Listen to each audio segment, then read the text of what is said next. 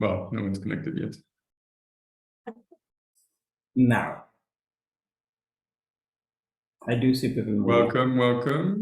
We'll take a minute for people to connect. Thank you for joining us today for this second session of the day. Let's give people 60 seconds to join us.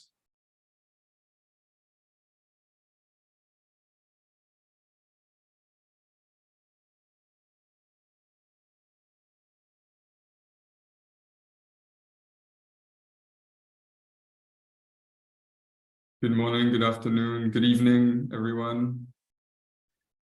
Thank you for joining us for this session. I'll just start with a couple of logistical notes for everyone attending. You've probably heard this before if you've been listening to us throughout the week, but we'll be taking questions through a Q&A function, written questions. And we'll get to them at the end of our 90 minutes, where we'll have plenty of time to respond in the last 20 or 30 minutes or so after the presentations from our four panelists today. I'm just waiting another few seconds just to see if anybody else connects, but we'll launch into it. So our session today features case studies. We're going to be digging into the details of relocations, planned, perhaps unplanned in certain places. We are going to learn about places in Chile, in India, and also two locations in Ghana. And the theme that is going to unite us in this conversation are the sort of three key terms of risk and risk perception, of resistance, and also of support for planned relocation and for communities who are considering relocation or actively relocating already. So we'll hear from a wide diversity of perspectives. We'll get a sense of the challenges that are involved in such processes. And each of the speakers will be speaking for 10 to 12 minutes. Each, and we'll take questions and have a debate after they have all presented. Launching into it, our first speaker is Dr. Oana Stefancu. She is a postdoctoral research associate at the University of Exeter, and she's working on a project exploring the procedural and distributive justice aspects of planned relocation, also interrogating the frameworks that are developed for evaluating relocations. She'll be looking back today at some research she did in the Ganges-Brahmaputra Delta in India, a particular island where the community desired a relocation, as I understand it. But she's going to tell us a lot more about it now. And if you can share your screen, I'll hand the floor over to you for 10, 12 minutes.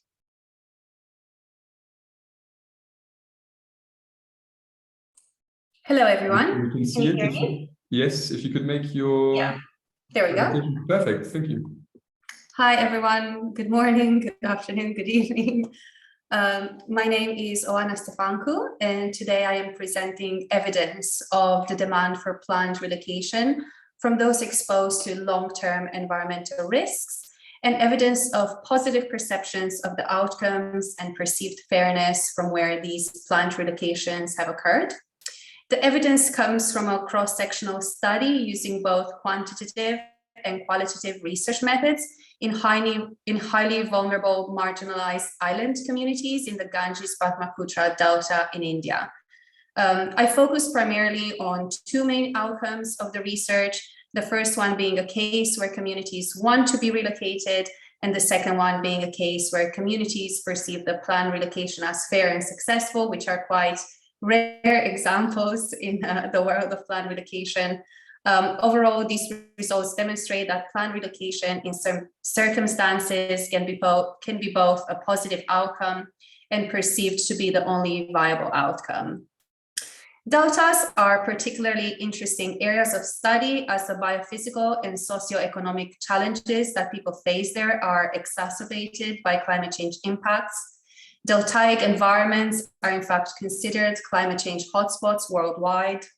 Extreme weather events are intensifying due to climate change, and projections indicate that India will suffer heavier and more erratic rainfall and storms with more frequent floods in the coming years. Located on the southwest edge of the Ganges-Brahmaputra Delta, Sagar Block is a group of islands formed by Sagar, Goramara, and Lohachara Islands. These deltaic islands are exposed to coastal flooding, storm surges, and cyclone, causing high rates of coastal erosion and salinity intrusion. And this group of islands was in fact my study site for the past 7 years. The island of Lohachara fully submerged in 1991, and the island of Goramara lost 70% of its landmass to coastal erosion since the 1920s. The loss of land on Goramara has led to loss of important ecosystems, affected the livelihoods of those dependent on natural resources, and led to high rates of displacement. Some, however, have remained in situ. Those left behind on Goramara Island have limited capacity to adapt without external support. The broader Ganges Delta region is a marginalized rural area that receives little investment. Critical infrastructure and material well-being are low. 59% of the population does not have access to drinking water. 47% lives with some food shortage, and 34% lives below the poverty line. The inhabitants of Goramara find themselves in a very precarious situation. They have lost their lands and therefore the ability to sustain themselves through traditional farming practices. They do not have the ability to purchase land elsewhere and rebuild their lives. And there is also a lack of livelihood diversification opportunities. Many scholars have in fact warned that as climate change alters places to the point of becoming uninhabitable, there will be an increase in the so-called trapped populations worldwide. Involuntary immobility and the inability to escape locations that are exposed to environmental hazards are notions that often appear in the literature on environmental migration. The notion of trapped population is used to identify people geographically trapped in environmentally high-risk areas due to a lack of adaptive capacity, with such immobility intensifying their vulnerabilities. To be considered trapped, individuals must not only lack the ability to move, but also need and want to move. Therefore, a consideration of trapped populations must distinguish between ability, need, and desire to move. Here are some quotes from interviews with inhabitants of Goramara Island that illustrate their need and desire to move. For example, one female respondent said, "The government needs to move us, otherwise where will we live? If the river erodes so fast, then where will we live? We have to live somewhere, anywhere. We are drifting away here." Another male respondent said, "The island is being washed away. What can we do? If the government can arrange for our houses to a different location, then we can survive. Otherwise, we have to die in hunger." The case of Goramara Island illustrates a situation where there is a need for relocation due to their exposure to short and long-term environmental risks, combined with a lack of ability to independently move elsewhere and a reported desire to move. When governments decide to not intervene and relocate populations, some are left feeling trapped and homeless. Environmental degradation can push communities into deprivation while also limiting their opportunities to escape poverty. Those who wish to move but have limited capacity to do so find themselves in situations that reinforce their conditions of vulnerability. The marginalized and vulnerable nature of the population means that the community does not have the resources to put pressure on the government for additional support. The concept of planned relocation is well known to the inhabitants of Goramara. In 1977, the government of West Bengal declared Goramara Island and the neighboring, now sunken, Lohachara Island to be a no man's land. In response to this, government-led planned relocations have been forced through the 70s and the 80s. Those still living on Goramara Island are left with the hope that in the future they will also be relocated. However, there have been no relocation programs in force in the region since the 1990s. Apologies. On the other hand, those that were relocated to the neighboring island of Sagar perceived the relocation as fair and somewhat successful, as it improved aspects of their material, subjective, and relational well-being. While extensive quantitative and qualitative data analysis shed light on the complexities of people's perceptions of procedural and distributive fairness, and varied opinions on how planned relocation affected various aspects of their multidimensional well-being, I will focus here on three aspects that appear to be the reason why relocated individuals perceive the governmental intervention as fair and developmental. Okay, first, planned relocation in the Sagar block was undertaken as a measure of last resort. The intervention occurred for populations that were exposed to severe environmental risks affecting the habitability of their original settlements. In this case, relocated individuals report to have lost their homes and agricultural lands, being homeless, and experiencing high levels of economic and food insecurity at the time of the planned relocation. Second, a distinction has to be made between voluntary planned relocation, where the individuals are willingly choosing whether they want to stay behind or move, and involuntary planned relocation, where the individuals are forced to move by the party enforcing the planned relocation. However, in the context of climate change, this distinction is not a true dichotomy to decide in complete freedom, but rather that voluntariness to move exists when other adaptation options do still exist. Involuntary planned relocation inevitably occurs when all other adaptation options are no longer available. Planned relocation, however, should only be enforced with the free and informed consent of concerned individuals. For free and informed consent to occur, a participatory process needs to be in place to enable all socioeconomic groups to take part in decision-making processes. The planned relocation in the Sagar block has overall been perceived as fair by those relocated, as they have not been forced by the local government to move. Instead, the coastal inhabitants of Lohachara and Goramara Islands that were most affected by environmental risks were offered the possibility to relocate to Sagar Islands. Therefore, they had the ability to choose whether they wanted to move or not. However, empirical results from this study also shed light on pessimistic expectations of government intent and capacity, meaning that locals had low expectations as far as the government's interests and resources to effectively intervene. Overall, these pessimistic expectations of government intent and capacity have been found to influence the perceptions of fairness as far as processes and outcomes are concerned. Simply put, other than considering fairness in processes and outcomes of planned relocations, if people do not expect to be adapted, when they are, they tend to perceive it as fair. Third, and lastly, the planned relocation as adaptation should be developmental in nature. This means that the planned relocation should be used as an opportunity to both reduce exposure to environmental risks and opportunities.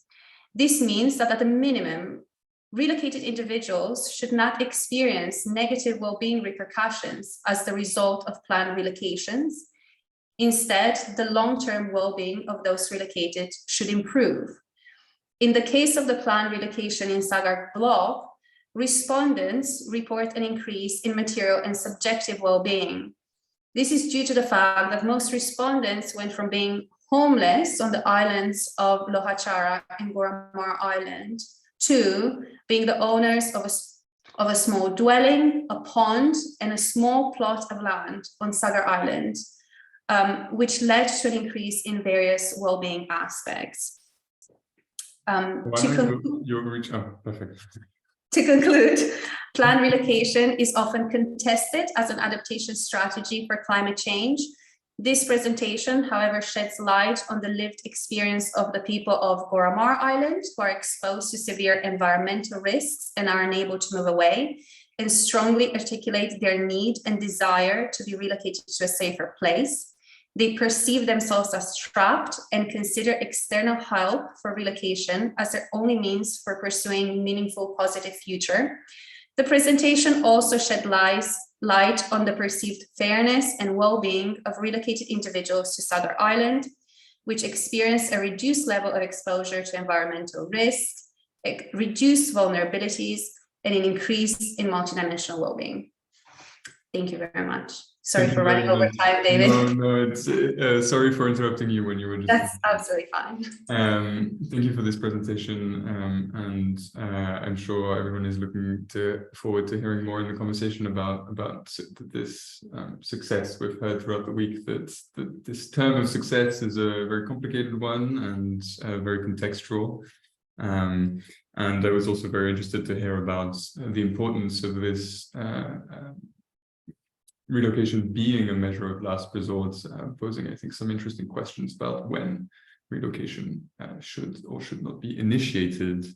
Our next presenter is Hanne Wiegel. She's finishing her PhD at the University of Wageningen in the Netherlands, but she is calling in from Chile, where she has been based for a while now, you can tell us, doing her research. Her main interests are in migration, environmental justice, and the potential for bottom-up citizen engagement in processes such as planned relocation and the decision-making involved. She's been conducting ethnographic research in a Patagonian village named Santa Lucia, where the local population has rejected relocation policies despite exposure to risk. So we look forward to hearing more. Hanne, the floor is yours. Hey, thanks a lot. Let's start the presentation. There we go. Can you see it? Perfect, yes. Yeah, okay, cool. Well, thanks a lot for giving me the opportunity to present in this panel and to be part of what has been a really inspiring week so far. I've really enjoyed also the other presentations and discussions. In this presentation, I focus on understanding resistance to relocation in the context of climate change, and this touches upon a couple of topics that have been discussed yesterday as well in the different panels. So the basic question that I focus on here is the question of why do populations persist in localities that are considered by experts to be at risk of potentially dangerous climate change impacts. And I will illustrate that with a case study that I used, that I analyzed for my PhD. It's the village of Villa Santa Lucia in the south of Chile, roughly 1,300 kilometers south of Santiago in northern Patagonia. And Villa Santa Lucia is a small, very small village in quite an isolated area. So the nearest towns, which are also quite small, are like at least 60 kilometers away. It's quite a kind of rough terrain, very hilly, many dense forests. And this village in 2017 was hit by a massive mudslide, as you can see here. That was caused by heavy rainfall in the summer months. That meant that there was a very high isotherm zero, so rain fell in areas and elevations that typically only receive snowfall. So that made part of a glacier break off and caused this mudslide, which buried and completely destroyed the northern half of the village, which you can see here. It was before, it was roughly this size. Well, it obviously also killed a lot of people and was just completely disrupted village life as it was known till then. As a first response, obviously everybody was evacuated, and soon after the Chilean National Disaster Organization found that the village is located in an alluvial plain, so it's actually prone to such events, and it was assumed that this might repeat itself under climate change. So when more extreme weather events happen, there would be a higher risk of future mudslides. So as a consequence of that, the authorities declared the village uninhabitable and promoted a household-led outmigration strategy, so that the families or households, they got access to social housing in a place of their choice, and it was assumed that they would then move to a place of their choosing and live there. That didn't really happen. People maybe applied for the social housing, but actually those from the materially unaffected southern half of the village, they returned there to their homes like a month after the event and then stayed there. They didn't move away. So around 1 year later, the authorities realized that, well, this was not going to happen. So they changed to a village relocation policy with the idea of constructing a new village here, roughly 400 meters to the east of the current village. It's quite steep slopes here, but they would then construct like a new village center and social housing here. That was the plan, in order to preserve the community, the village community, as well as allow people to stay in this environment. And it was assumed that these were two aspirations of the population that made them refuse this more ad hoc outmigration policy. But to the great bafflement of authorities, also this relocation policy that supposedly took care of village aspirations was rejected.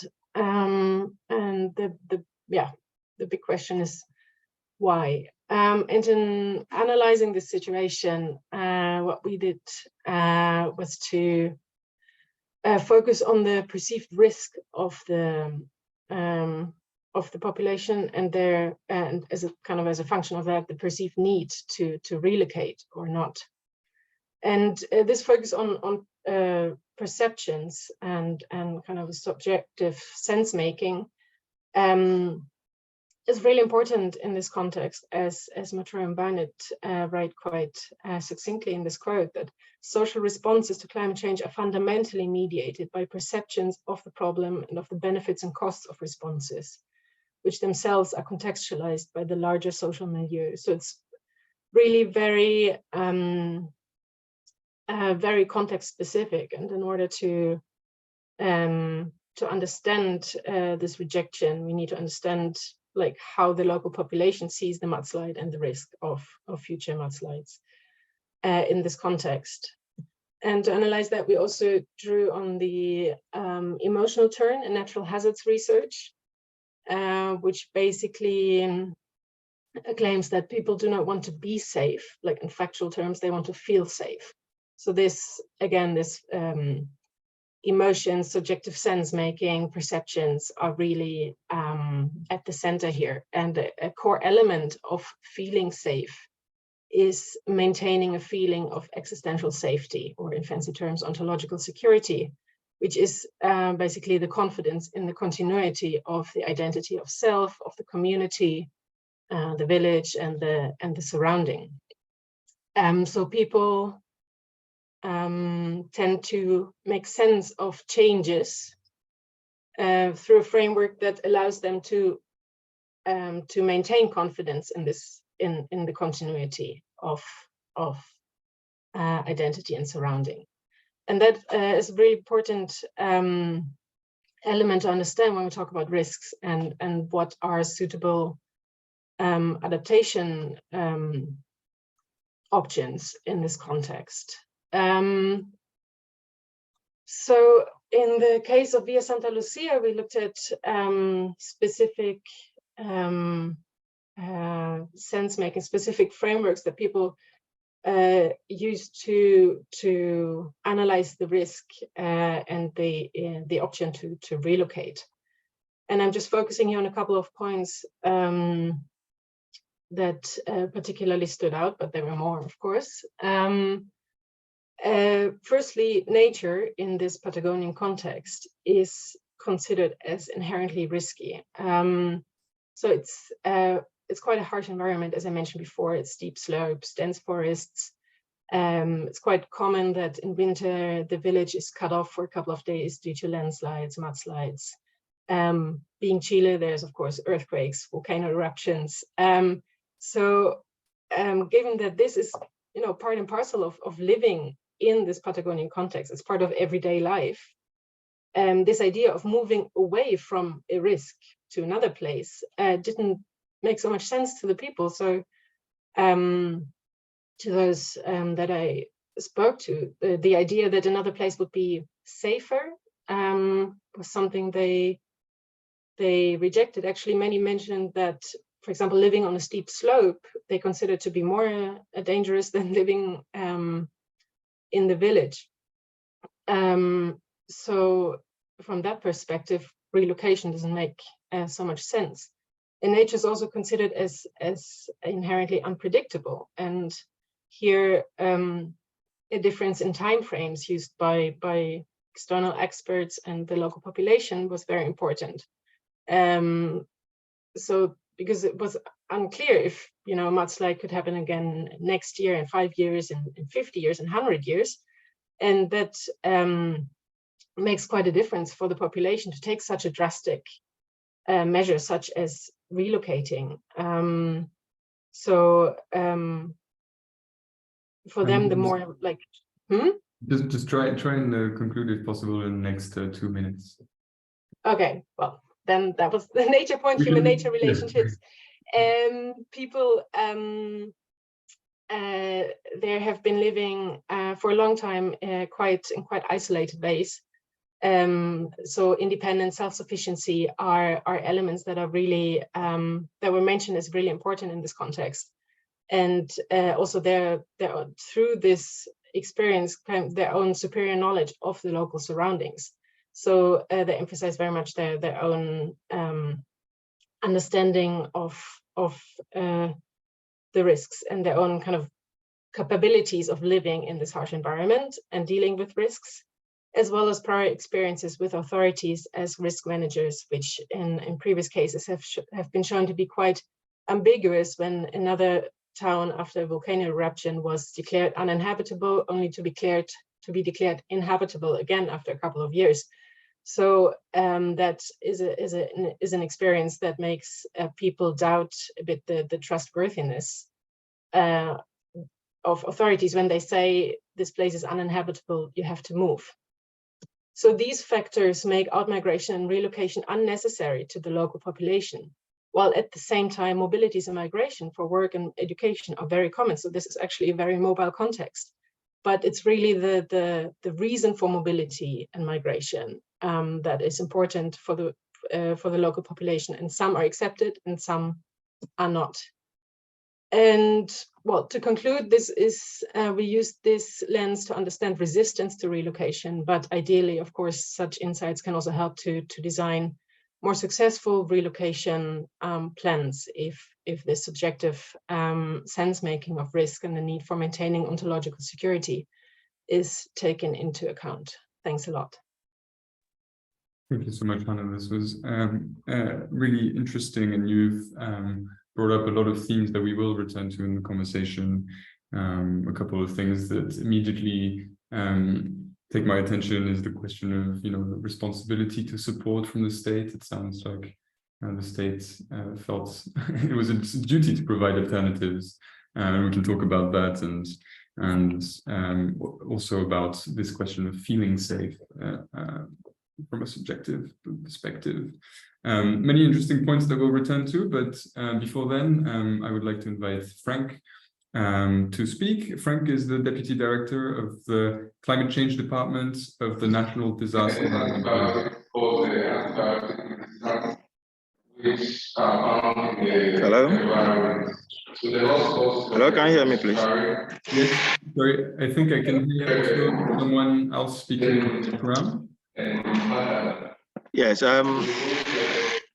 Oana, can you share my screen? Can you share the presentation for me? Yes, please, Ananya, share Frank's presentation, but we can also hear somebody else speaking in the background. Sorry, There's a David, for jumping the in background, here. right? I think, Frank, you have a laptop or something else open. You have two audio devices open for the Zoom. That's why we are getting a lot of echo.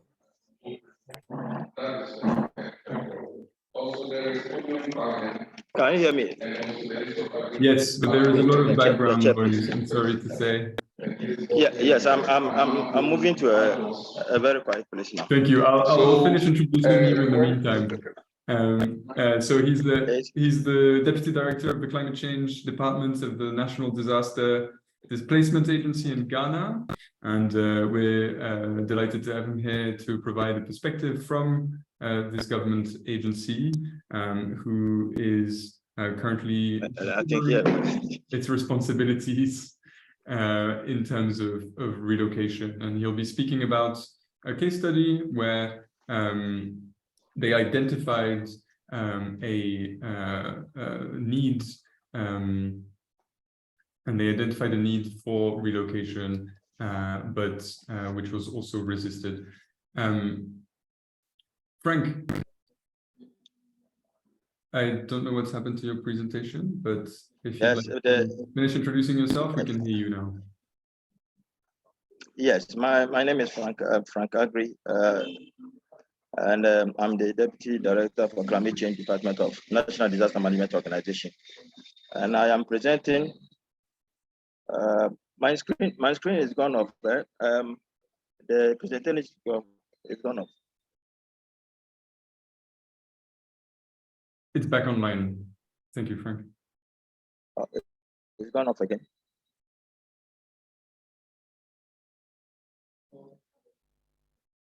Your connection is not great, so I think we'll take your video off. Yeah, I think we can just hear you. Yeah, the connection is so poor.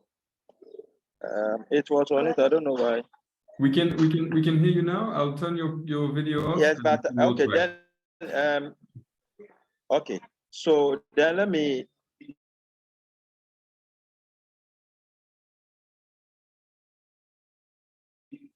just use my presentation from here, because I can't see the presentation on the screen.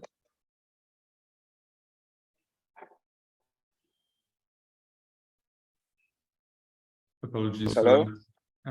Yes, I suggest you start presenting, and Ananya here will change the slide when you say to move to the next slide. Hello? Our apologies for these technical difficulties. I think, Frank, I suggest that we give you a few minutes to try and reconnect, and that we move to Kwame's presentation first, and then we'll return to you. I think that might be easier and avoid that we stay in technical difficulties. Let's return to you in a few minutes. That will be fine. Yes. Thank you. Kwame, putting you on the spot. If you'd like to share your screen, we'll hear from you. So I'll introduce Kwame briefly.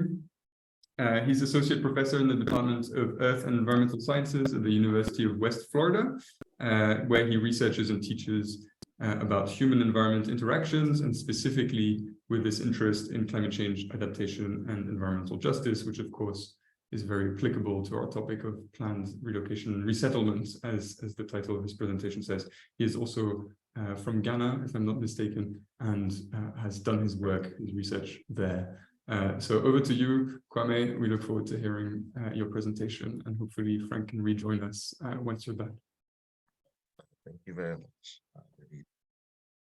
Yeah, so I want to present a case study but a less successful, less positive outcome of a community that was resettled, or basically a chain of communities that were resettled, not in direct response to the climate change impact of sea level rise and coastal erosion or flooding, but rather to the construction of a sea defense system to address that impact. So I'll briefly go over the challenge, and if you've been part of this academy for the last few days, we're very familiar with the challenge we have at hand. I'll introduce a case study of the Keta Sea Defense System Community Resettlement Program. Talk about some of the stakeholders involved and what their perceptions of this project was.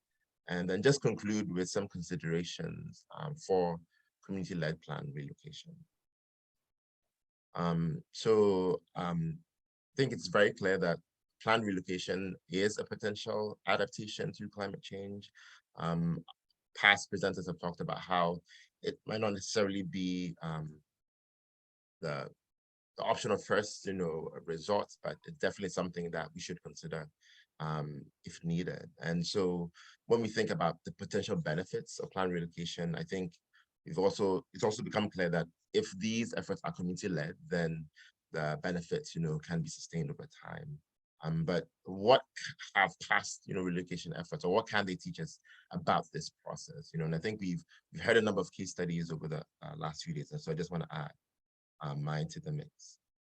So we are looking at the Keta Sea Defense System Community Resettlement Program. Before I can get into the Community Resettlement Program, I need to tell you what the Keta Sea Defense System is. And so this is located in Ghana in West Africa, as the top insert map shows, in the southeastern corner, in the Volta River Delta, which was dammed to produce, I think, still the largest man-made lake in the world. But as a result of this damming, sediment, to the coast, was heavily reduced. And so that mixed with other nearshore developments and potential land subsidence, was causing a lot of erosion and flooding in the delta. And so, yeah, communities were, residents of communities along the shoreline were losing their homes and just, seeing a lot of devastation from flooding. And so the government of Ghana at the time initiated a sea defense, project, which was a combination of seawalls and roads and groins to basically reclaim this land. And so they constructed these structures and then did the initial infill from sand in the lagoon, which, in the sort of bottom right image, you can see a lagoon behind, like the ocean, behind the road. And so they basically pumped sand from the lagoon to do the initial infill, and then over time, rest of the land was accreted through wave action. And so during that week, well, these are just some inserts of what parts of the Keta Sea Defense System looks like: floodgates, part of a seawall, and then images of groins. And so during the construction of the Keta Sea Defense System, they had to move communities away. There were existing villages, but they had to move, a lot of residents, from the shoreline, so that they could make way for construction. And during that time, these residents were housed in makeshift camps on the beaches elsewhere, if they didn't have somewhere else they could stay. But then post-construction, then the government of Ghana initiated the construction of these resettlement homes. And so these are just images, of what they look like from the road above, and then from. And so, yeah, I want to introduce some stakeholders. And this particular case study was as a result of my dissertation research that I conducted in Ghana between 2014 and 2017. And it was a part of a larger project looking at what different stakeholders thought about sea defense systems, but then zooming into these sort of resettlement communities.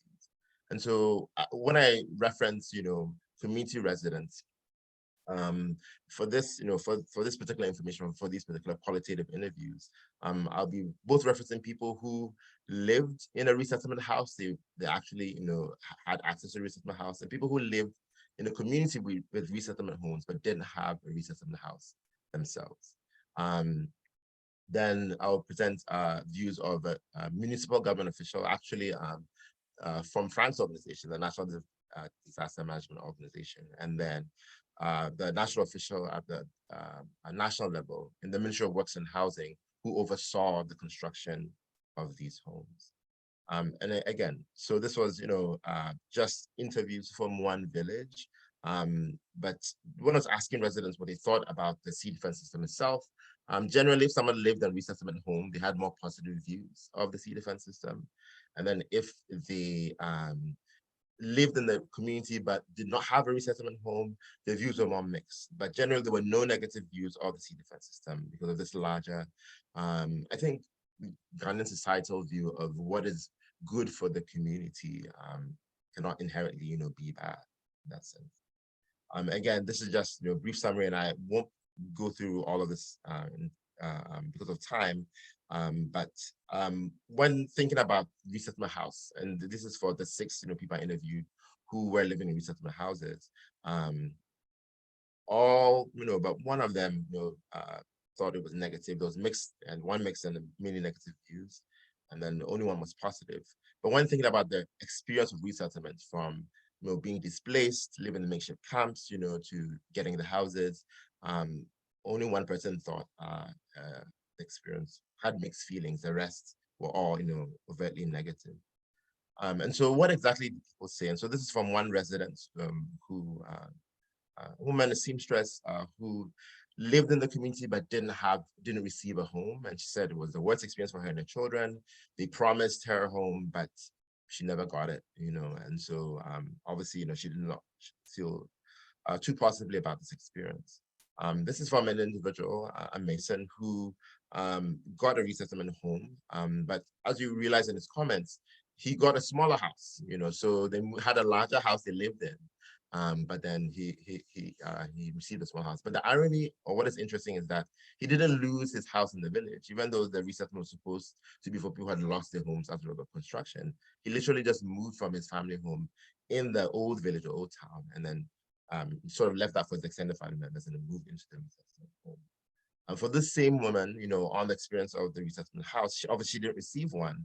And she talked about how difficult it was, having to live with someone else, for 4 years.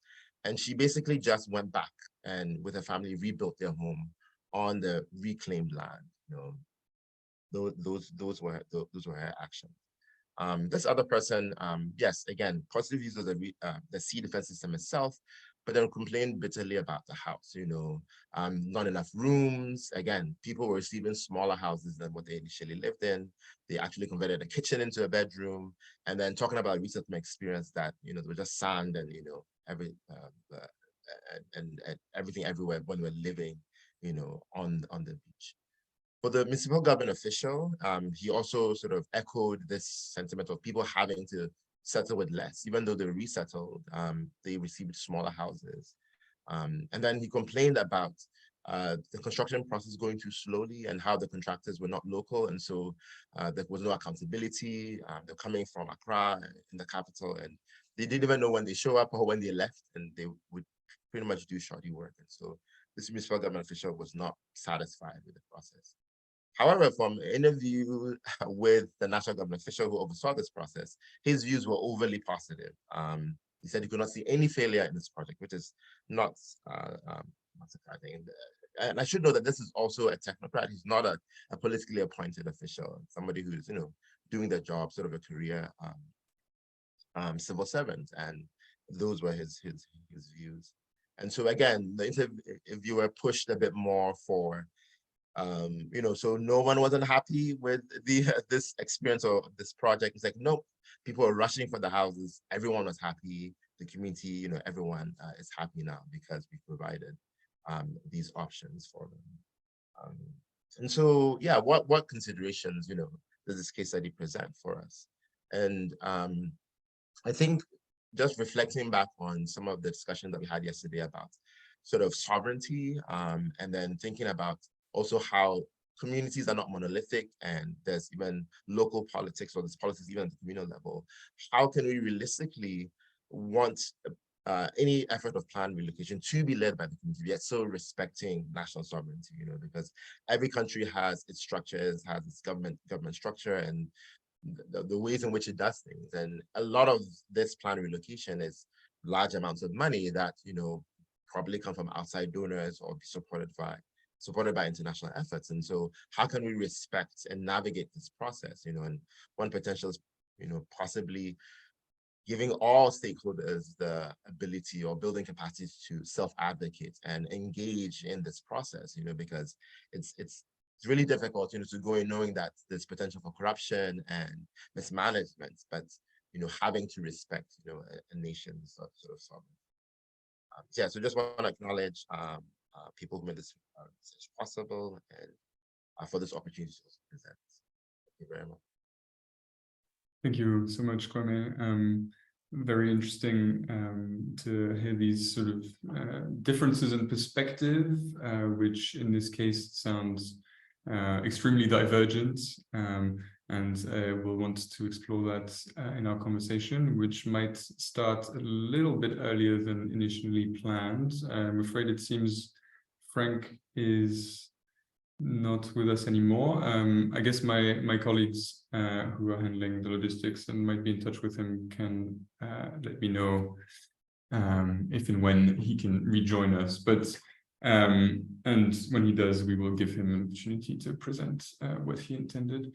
But in the meantime, we'll head into a conversation, and I would like to just say to our audience, we have a question and answer module or function in Zoom that you can use to type in your written questions. We will make sure to get to them. We have plenty of time for them. And I see Frank is coming back, perhaps. Let's see. Frank, welcome back. If it makes sense, I would suggest perhaps leaving your camera off so that your connection is not overloaded. And then we can, I'm sure we can, if we can hear you, that will be enough. Would that work for you, Frank? If you can turn your camera off and focus on the audio. You're currently muted.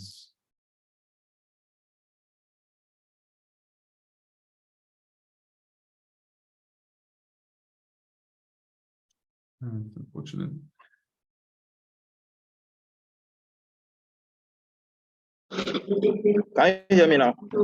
Yes, Frank, we can hear you.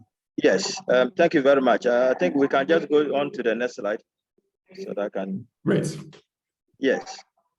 So this is the outline of my presentation, and I'm hoping that by the time we finish with the presentation, we'll be answering the question, the overarching question, what do decision makers in policy and communities of practice need to know about planned relocation to support communities in making just and timely mobility decisions related to climate change. So we look at the introduction, the background, then the project we did, which has resulted in further studies for us to be able to answer the question that we have on the screen. Can we go to the next question? The next slide, please. Yes. Because of my professional assignment, I'll be speaking to the subject matter from 3 levels: policy, practice, and community. Because per my responsibilities, I'm in charge of policy making, I'm in charge of practice, and I'm in charge of community engagement. So all 3 I'm involved, but the emphasis will be on community and to give the lessons learned from the community's perspective. And so for policy level, we don't really have formalized policy that deals with relocation. What we have is project specific. If it's about a project like Kwame said, if it's about sea defense, or then there is a particular resettlement policy for that project. So we don't really have a relocation policy that is nationalistic enough to deal with all kinds of situations. So what we have is either we are using it to resolve or look at urban transformation, or look at disaster risk management reasons. And so what happened in Exeter, like Kwame said, that one is for disaster management risk management reason. And then for the community level, more often than not, we have come from the assumption that the communities are coming from ground zero without having anything at all, and which in my practice has proven to be wrong. So we really need to find out what is happening at the community level before the advent of any disaster management interventions. They were living, they were surviving. So we cannot just say that they don't have anything at all. So we needed to look at what is happening at the community level to be able to feed into what we do in practice, and then through research, we'll be able to know exactly what needs to be done at the policy level. Next slide, please. Next slide. Yes. So just to give you the context, in Ghana, we face multiple hazards, but the most common ones are floods and droughts. And so I will show you the ones in blue come once in a blue moon. They are not frequent. And those in the blacks are the very common hazards that we encounter. And so if you look at the map, we have flood hotspots that we have demarcated. We know all the flood hotspots in the country, and that is the map that is showing on your screen. Next slide, please. So this was a project that was done by Paradis, and then they were able to show the cities and the towns that were suffering from flood hazards. So you see that Accra is showing very, very you see it's very big on the screen. Accra is very big, and then we have also rivers that are influencing flooding in the towns and cities. And then you see on the map the circled area is the study area where the municipality we are concentrating on. So move on. Next slide, please. Yes. So this is the project area. The project we are talking about was trying to look at innovative ways or systems in the communities, and that was helping them to survive all this year. So we chose Wiegel for very peculiar reasons. One is that it is a coastal municipality that is prone or exposed to flood situation, and they have settlers who are traditional community living very close to the sea and suffering from perennial flooding. And then if we are looking at the risk involved, then we are talking about a population of about 213,000 who in a worst case scenario will be at risk in that particular community. And that particular community too is has one of the dams that is supplying about 80% of water to Accra. So anytime the dam is spilled, it creates problems for the municipality. So we chose this for the reason that they are very vulnerable and they are very prone to flood disasters. Next slide, please. Next slide, please. Yes. So we look at this. You see the picture in on your screen. Very beautiful houses built, but you see them swimming in water. The houses swimming in water. But we have communities that are traditional communities that do not have this kind of beautiful buildings. So every year, this municipalities suffer from flooding. And just this year, about 2,000 people were displaced. Just this year, 2,000 people have been displaced, and then properties have been lost. The underlying causes has to do with spillage of the dam, and then east lowland areas, and then building on waterways, which has been an issue that we've been tackling with, but the people are still not practicing, are not yielding to the advice, because in Accra, let me just spend a few seconds to speak to it. You know, in Accra or in Ghana as a whole, land ownership is in the hands of the chiefs. And so government has no hand in how the lands are sold. So what happens is that if a chief just said the land, they go outside the land use plan, and that is creating a lot of problems for the municipality. So people buy the land from the chiefs and they build anyhow outside the land use plan, and that is where the problem is really coming from. Next slide, please. So as a disaster management organization, what we do is to work with the state and non-state actors. We don't work alone. To be able to solve the problem, every year we get detection or forecasting or warning from an institution called the Ghana Meteorological Service Agency.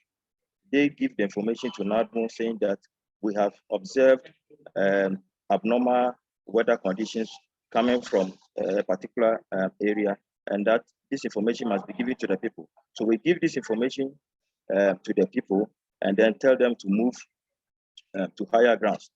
But as part of the response measures, we also look at structural and non-structural measures. We construct drainage systems, we do a lot of education. One important thing is that the community is very vulnerable, and we have advised them severally to move from the community, but here, the people will not look at it. So we look at our processes. We look at the three C's. We use what we call 3 C's as our process: the collaboration, the coordination. The collaboration is in respect of the mobilizing people's resources, expertise, and then the coordination is also the like equipment and the know-how and all that. But these two has worked well with state agencies and then non-state actors. But if you look at the communities who are also part of the non-state, who are also part of the stakeholder engagement, they are not really involved in their communication. They don't get the communication, the right communication, to be able to take the proper decision. So we have circled the communication C, which means that is where the problem is coming from. But when you interview the people, it's like we talk, but we are not really saying what they want to hear, and they don't really understand the issues. So that is where the problem is coming from.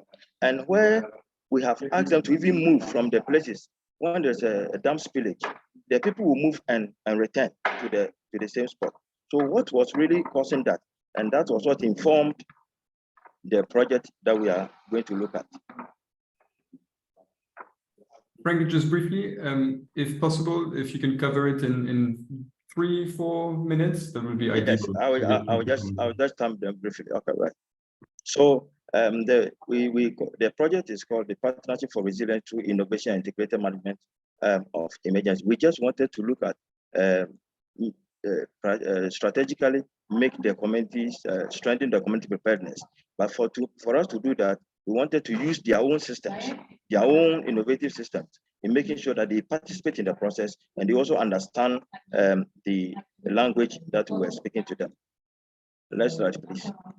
And the partnership involved the University of Ghana, NADMO, and the Wiegel community. Yeah, so we wanted to situate this in literature, and then literature we look at the hazards, multiplying the vulnerability and the exposure, and the people had no capacity. So we looked at it and said, okay, which of these elements can we really manage? If hazards is constant, vulnerability and exposure and capacity, as disaster practitioners, we could do something about it. So we looked at it and saying that, why don't we improve on the communication to see what will happen at the community level using their own community system, communication systems. Next slide, please. Yes, so the framework is that once we give the information to the community, there must be positive or negative feedback for us to understand whether they got the message or not. Next slide, please. Yes, so this is the process. We had some planning engagement with the executives and then the project management team and then stakeholders all coming together to discuss the project. Next slide, please. I'm moving really fast so that we can catch up. Yes, and then we did desk review, and then the situational analysis is what gave us the lead way to look at the communication aspect. So realize that the people were not really getting the messages. The message were passing across, they were not really getting. So it was not that they were stubborn, but then they did not just understand what we're talking about. So let's move on. So what we did was to look at an option. Yes, an option called the community information system. They were using that, and they were using it to communicate in their own everyday life. And it was working for them. The traditional chiefs were using that one. The people were complying. So why couldn't we use or incorporate that into our system? So if you look at what we have, previously, we did not have, if you look at the circled one, they were not using the communicating information system. So what we did was to make sure that the CICs were incorporated in our overall communication plan of NADMO. So that is why we have mobile phone, we have radio program. But how many people even have data to look at their phones and the flood alert and all that? So we said that we use very simple, very simple, less expensive information system for them to be able to get the messages. Let's move on. Next slide, please. Yes. So we said that, okay, so so these are the pictures of what we have improved upon. They were having an existing one. So we also invested and improved on it so that the messages could go further away from even the community. So you look at this community, it's just close to the sea. And then we have the horns, and then we have the studio. We have the studio where people can even phone in for them to give us feedback. So the messages were just clear. What the risk level that they were living with, we needed to explain the risk level to them. And we used simple mathematics for them to understand that if the hazard rain will fall anyway, there will be flood anyway, but you don't have capacity, and your vulnerability is that you are exposed and that the rains will continue to come. So what can you do? So when they got to know the consequence of their own actions and what they stand to lose, then they said that, okay, if that is the case, then why should I buy a land from a chief and then die tomorrow? So the people began to understand the problem, the risk level that they were living with. So we did not force them to leave or to say move to higher ground, but we only made them to understand the risk level that they were living with. Let's move on. Next slide, please. Yes. So now, when we went back to look at what the project was done in 2019. When we went back, some people had moved on their own from the places. Others too had returned. Then the traditional authorities were also using the communication system for communicating, and it had become a platform for participation. And we were also using it for early warning to the community. Next slide, please. So we, as part of the lessons learned and the observations, the people were moving. And then when we talked to people, they said it was coming from the messages. Now they now understand their risk level. But then empirically, we don't know whether it is contributing to people moving out from the area. So this has led to an emergent study to find out to what extent has the improvement of the communication systems contributed to people moving out on their own from the difficult areas. So that is the study we are going to do in the next few months. Next slide, please. Yes. So to conclude, for relocation policy to meet its expectation, it is important for the community to understand and take their own decisions. Otherwise, the reason for relocation policy will not be met. But for them to take they need to understand and participate in the whole process. Even if it's a research or practice, the people must participate and understand why you are telling them to move. If they understand their risk level, then they will move. Otherwise, we will formulate policies and will never get the needed expectation. But for relocation policy in Ghana, it is yet to be formalized.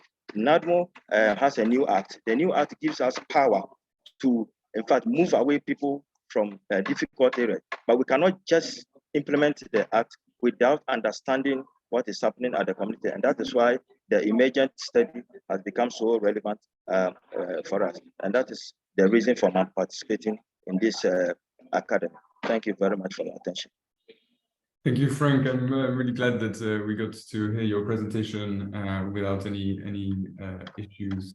And we'll get back. It's really interesting to hear, I think, especially in contrast maybe of some of the other presentations, the role of risk communication, what it can do in maybe aligning perspectives in some cases around the needs for relocation. But we can talk about this and other issues.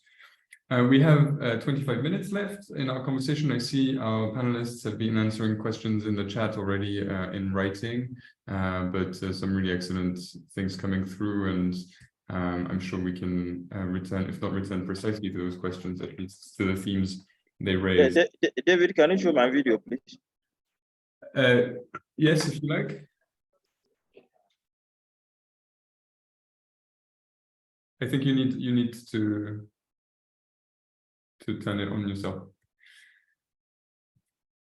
and we'll see if it works. Hopefully it does not break up your connection.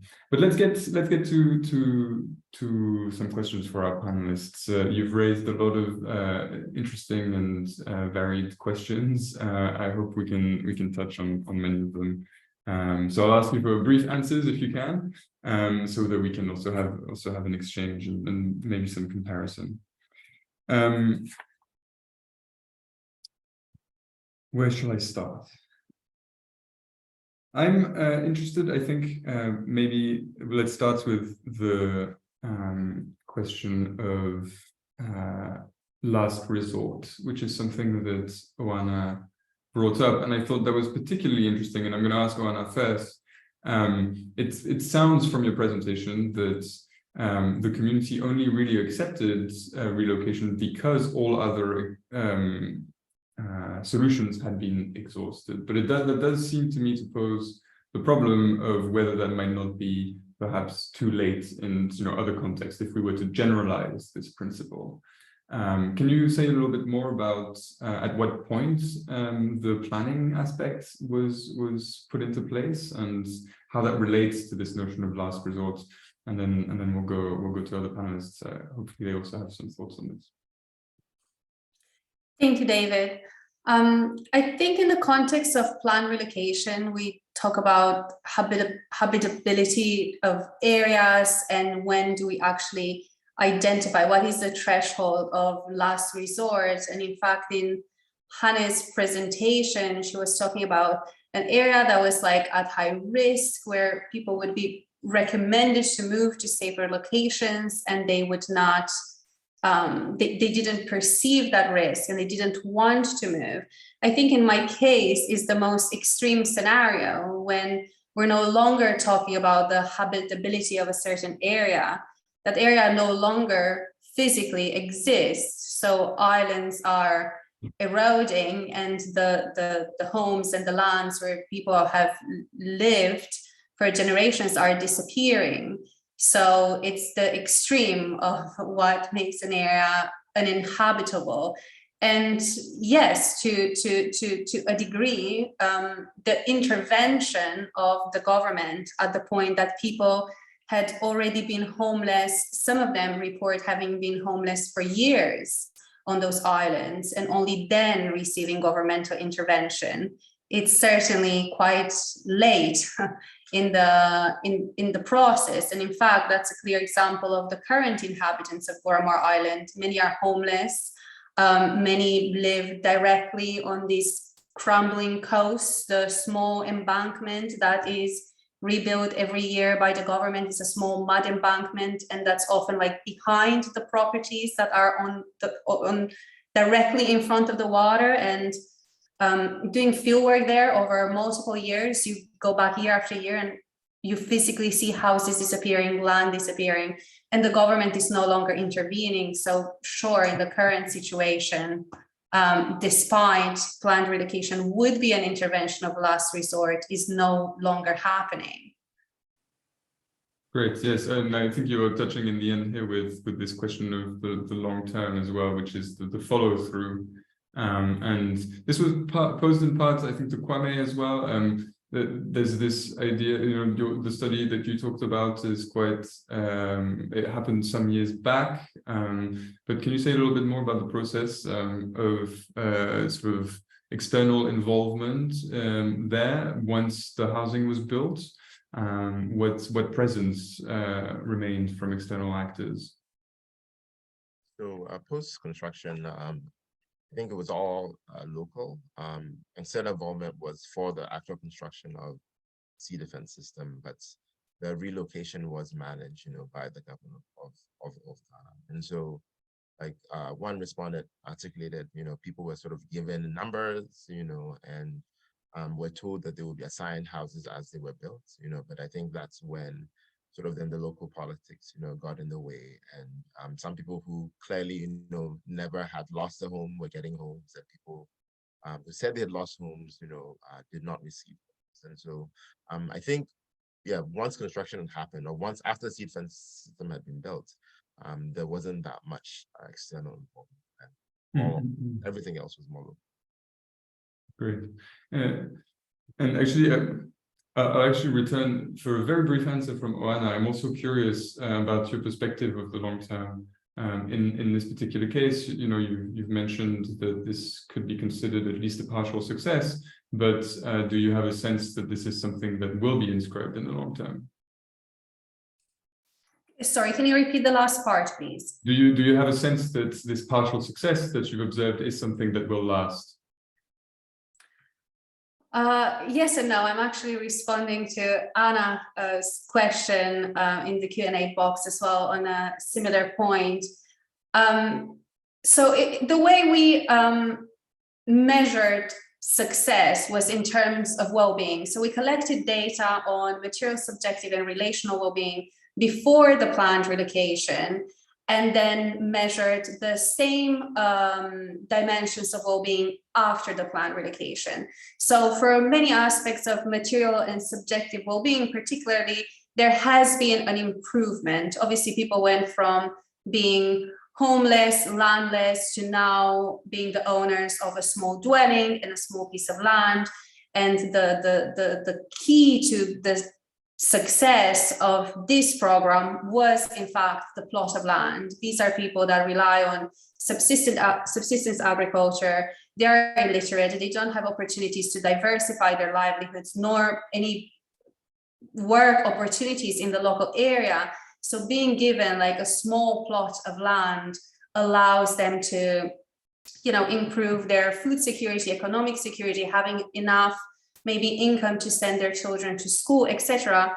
However, in the long term, even though Sagar Island is not as heavily exposed to coastal erosion as the smaller islands that I've mentioned, people's perceptions of risks are very similar to what Hanne was presenting. Even though people live in safer locations, they live now in the middle of the island, they still have this perception that the island will erode, the island will sink, and that the planned relocation is not something that would be beneficial for generations. So they do stress the importance of education and their children and grandchildren not needing to rely on land anymore and being able to migrate to urban areas in the coming years. Okay, great. Thanks for that answer. And for anyone interested in this question of the long term, our next session in 45 minutes or so will be focused on the after and the long term of relocation. So we'll move on for now. And my next question will be directed at Hanne and Frank. And I want to go backwards now to the question of initiation of a relocation process. So I'll start with Hanne, and I'd be interested to hear what the government perspectives were on this question. It sounds to me from your presentation that they felt a responsibility, or there was some framework that led them to think that they had to act in this place, and this was not well received. Can you say a little bit more about their perspective, their experience of this process, and Yeah, and then we'll move on to Frank, because I think it's a very applicable question to his context as well. Yeah, thanks. So in the context of Santa Lucia, this relocation was imposed in a top-down manner. We're talking here mostly about the municipal government and the province government, so not necessarily the national government, but based on the reports published by the National Disaster Organization post-event, post-landslide, or landslide. It was then considered to be unsafe, and that, to my knowledge, that was then the reason why the relocation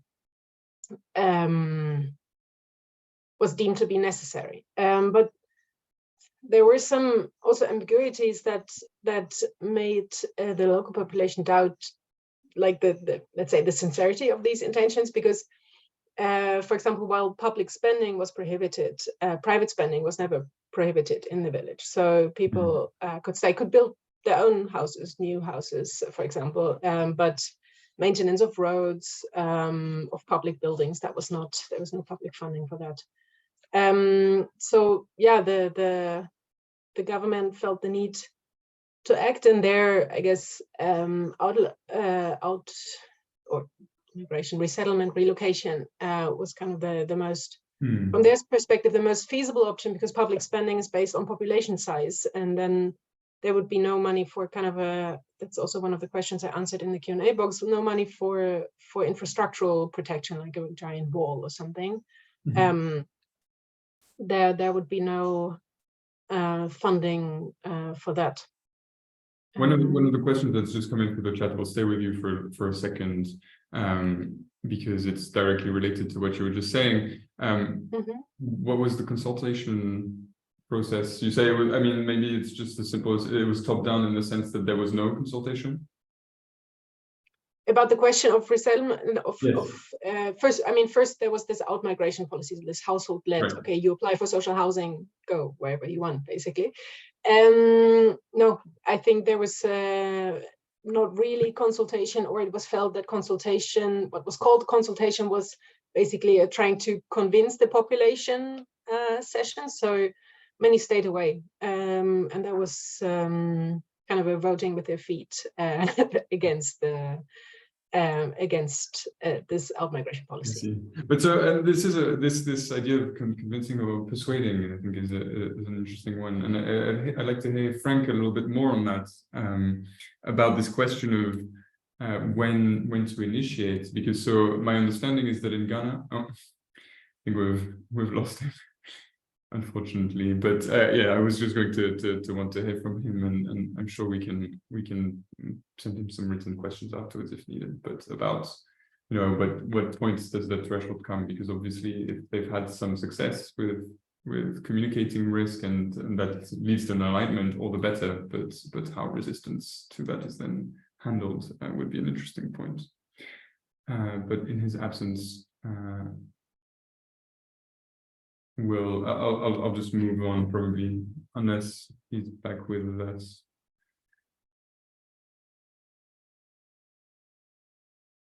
Frank, are you with us? Hello, can you hear me? Yes. Okay. Yes, I went on briefly. So the question again, please. I'll pose my question again. You talked a lot about the positive impact of the communication efforts in aligning perspectives, but I'm curious to hear from you about when, from a national government perspective, a relocation would actually need to be initiated. At what point in that exchange with communities would the government feel the need to put plans in motion? Yes, thank you very much. I think if you look at what Kwame presented and what I've done, you should look at two communities with two different perspectives.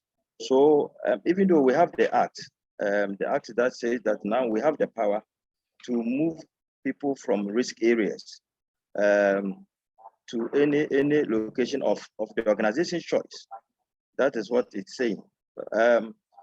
For us to be able to implement that, it will be difficult to universally apply the the law, because we think that even in country, different communities have their own perceptions, and that we need to engage more with the communities to understand their perspective before the law is applied. Mm-hmm. And for us, it's going to be applied, but in fact, it's just the LI. The law has been passed. We are looking at the legislative instrument to make it operational.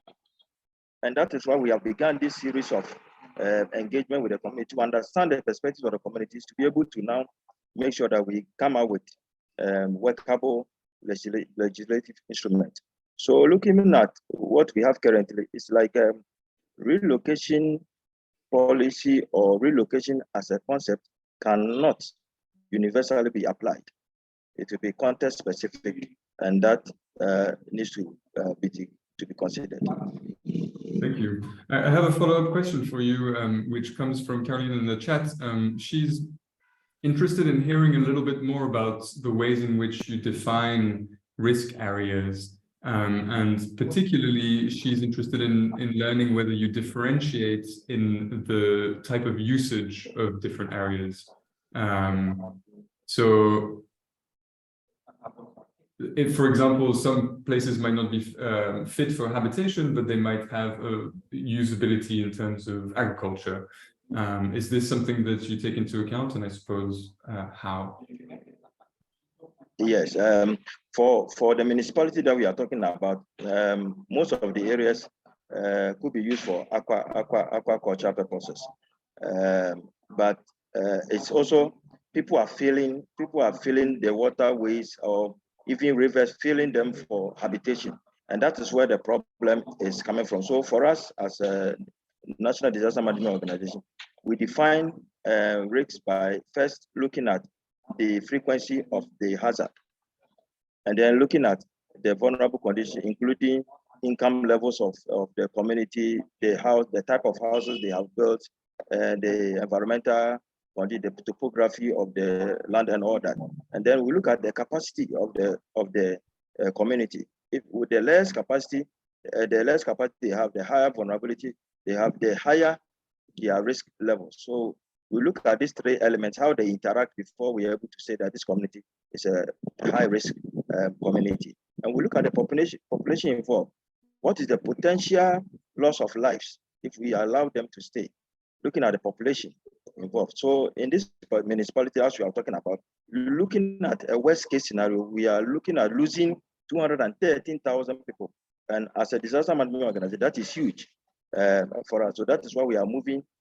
We are trying to move the people from the area. The people who have used their own money, we call them settlers because they are not indigenous people. They have moved from other areas of the country to come and stay in Accra, and they have bought lands. So for them, if they move, what will be left with the indigenous communities? The indigenous communities can use parts of the areas for aquaculture and the fishing purposes. And then the dam is also there, and the dam has created a buffer where people should not encroach, but people are encroaching it because of habitation reasons. So for risk levels, we look at in the interaction of the hazard, the frequency of the hazard, the vulnerability level, the exposure, and the capacity of the people. Thank you.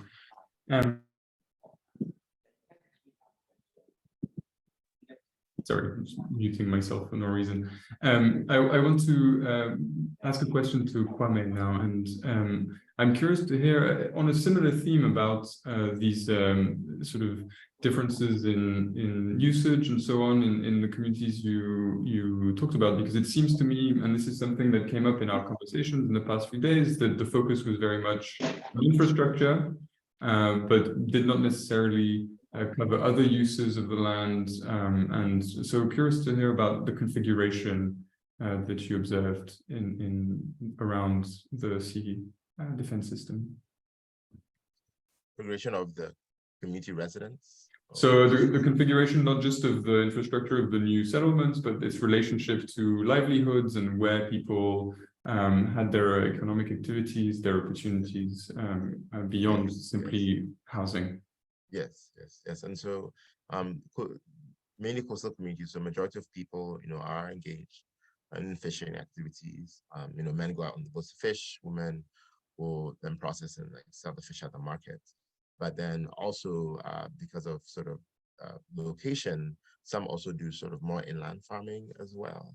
And so I think most of the fisher folk, the men, were like, these things are a nuisance, you know, because they do dragnet fishing, and so they, you know, cast the nets out into sea and then drag them, you know, from shore. And so like the nets, you know, if the wave, you know, the tide turns, you know, the nets get caught on the groins and they tear.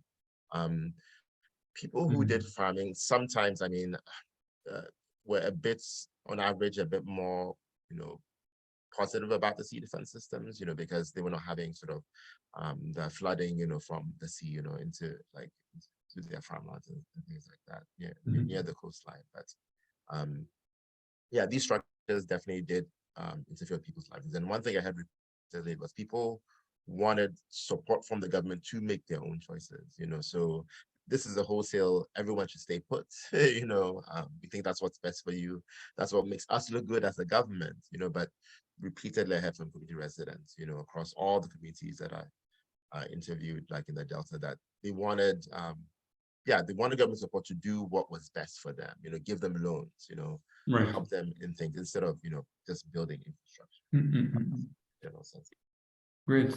So we have 5 minutes left. I'm going to try and get us to answer the last two remaining questions in the Q&A, and then give you all an opportunity to share a final remark, a final lesson that our audience can take away with them.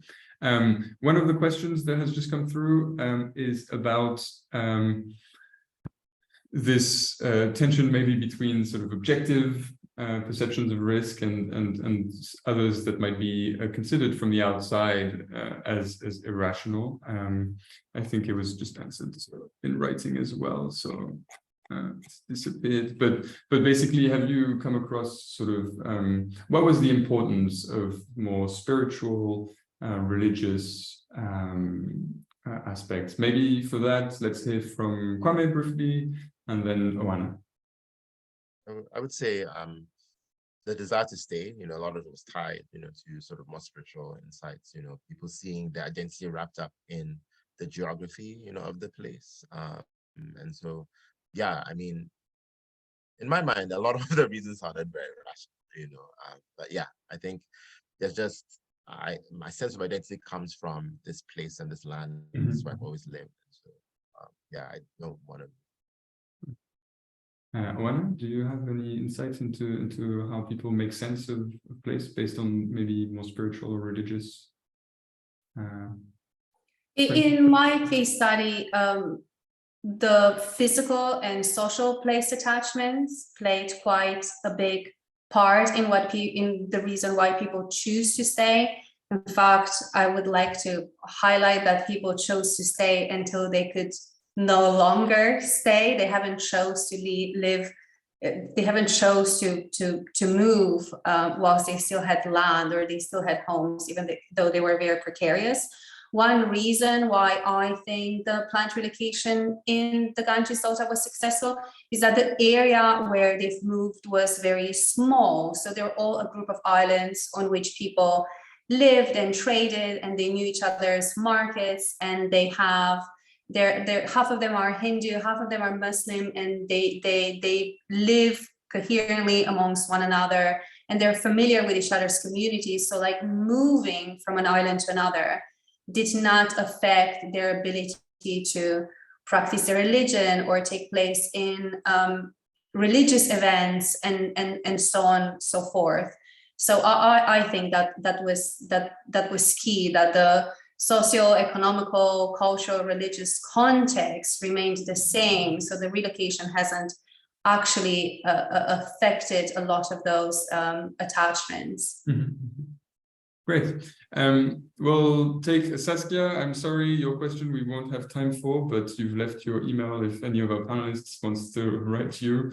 We will turn to Evelyn's, and I will ask Frank as a final question about the role of nature-based solutions is perhaps the keyword in the question, but basically have you been thinking already? I know that all of this is in the making, but about what happens to areas that are people relocate out of? Is there an element of nature-based solutions, or giving the land back to more sort of natural uses? Yes, nature-based solutions are part of the interventions we are looking at. There are some wetlands that were preserved, which was collecting a lot of the water. So for those wetlands, we are trying to make sure that we intensify efforts for people to comply and make sure that those wetlands are not encroached upon.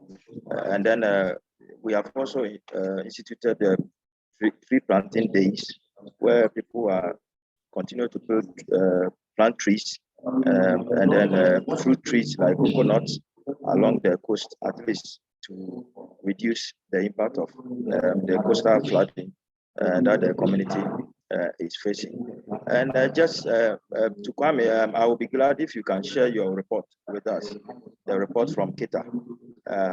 You can share your report with us. That would be great.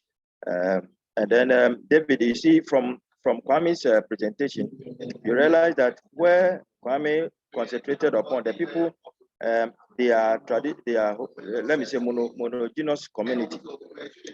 They are all like one tribe. When it comes to culture, they are cultural. There's no too much cultural differences. But in Accra, we have people who have moved from different cultures, who have come to live in the area. That is why we have some people agreeing to move, others not agreeing to move. So you see that we have two, depending on the area, you have two different group of people thinking differently. So I think that's what explains in Kita why people want to move and others to move. So thank you. And again, so I'll be glad if we can get a report from Kwame to inform the organization's operations going forward. Thank you, Frank. We are out of time. If our audience allows our panelists, I would love it if you can each say really just one sentence or a couple of sentences, your takeaway message, if there's anything you want to share. If not, it's also fine. But just to close us off, and I'm going to just go in order again with Oana first. Thank you, David. I just wanted to thank everyone for the opportunity to have this discussion. I think it's so phenomenal to actually hear about other people's work and reflect on commonalities and differences and have like a more comprehensively informed view when we speak about planned relocation. I think it's been a great event. So I want to thank you very much for that. Thanks, Oana. Hanne, do you have one last word for us? I can just echo that. What was just said by Oana. I think it's really insightful to compare more successful and less successful stories, and to see that despite these differences, and despite that in some cases there's resistance and in other cases it's quite well accepted, the basic dynamics of that it very much depends on the community and how they see what is actually necessary is quite similar. So I think that's important to take away and to take into account in future relocation planning. Thank you. Very briefly, one sentence from Kwame, and then one sentence. Give people the support to decide what they want to do. Thank you. And Frank, you have the last word to close us off. Yes, for me, I think relocation can only be positive if we look at community participation, community project-based research, and also policy intervention. The three must work together to be able to make relocation effective. Thank you. Thank you all. I'm really delighted to have heard your presentations today. The great engagement from the chat suggests that our audience also was. I will just finish by saying that we have one more session in our very compact program today. It will start in just under half an hour, and will feature, again, some case studies focused on the after of relocations, if the term after can really be applied, but at least the long term and its impact on community livelihoods, community well-being, and overall outcomes. So thanks again for joining us. That next one will be the last presentation before we have a closing session tomorrow in the early afternoon German time. Thanks again, and wishing you some more great conversation. Yeah, nice meeting all of you. Bye-bye.